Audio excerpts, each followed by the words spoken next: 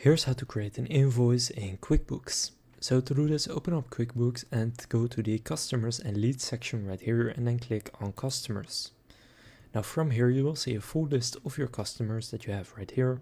Now just click on the customer you want to create it for. I only have this one, so open up that one. Now here you will see new transaction, but if you click on the drop down, you will see invoice. So go and click on invoice, and now it will take you to this screen where the customer will be selected, and all you need to do is enter the other details.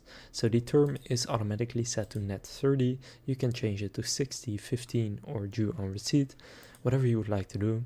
Then you can add any tags, a product or service that the invoice is for, a description, quantity, the rate, and the amount. So for example, quantity 2, rate 25, and then amount is 50. Now you can also add a message on the invoice and a message on the statement, and then you can add any attachments you would like to.